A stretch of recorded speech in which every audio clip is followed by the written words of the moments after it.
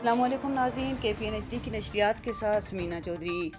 Jammu Kashmir liberation front کے عہدیداران سردار جاوید حنیف، مرکزی deputy secretary general حاجی محمد ابراہیم، سابق ضلعی جنرل سیکرٹری محمد حنیف، محمد اسلم، ارباب ایڈوکیٹ، ضلعی آرگنائزر سرفراز ایڈوکیٹ، تحصیل صدر نے دیگر کارکنان کے ہمراہ راولا کوٹ میں پریس کانفرنس کے دوران کہا کہ فاشسٹ بھارت کی عدالت کی جانب سے chairman Jammu Kashmir liberation front Yasin Malik کو بے بنیاد مقدمے میں سزا دیے جانے کے خلاف احتجاجی جدوجہد کو تیز کیا جائے گا۔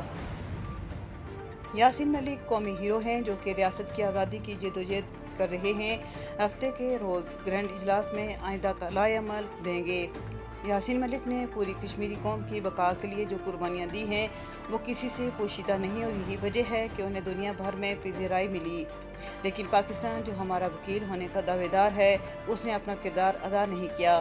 یاسین ملک نے تحریک عزت وقار اور تشخص پر کوئی سمجھوتہ نہیں کیا اور بھارت کی تمام پیشکشوں کو ٹھکرایا، حالانکہ انہیں بھارتی عدالت کی جانب سے بھی پیشکش کی گئی جو کہ یاسین ملک نے قبول نہیں کی، اور دو ٹوک انداز میں ہمت و جرأت کا مظاہرہ کرتے ہوئے کوئی سمجھوتہ نہیں کیا اور جھکنے سے انکار کر دیا۔ ان کی یہ جدوجہد ہمارے لیے قابل تقلید ہے۔ وہ حقیقی معنوں میں کشمیریوں کے ہیرو اور محسن ہیں۔ انہوں نے کہا کہ لبریشن فرنٹ نے ہمیشہ دوسروں کی رائے کا احترام کیا اور یہ دوسری جماعتوں اور متعلقین کی ذمہ داری ہے کہ وہ ہماری رائے کا بھی احترام کریں اور کشمیریوں کو آزادانہ طور پر اپنے مستقبل کا فیصلہ کرنے کا موقع فراہم کیا جائے۔ مزید نیوز اپڈیٹس کے لیے دیکھتے رہیے KPNHD۔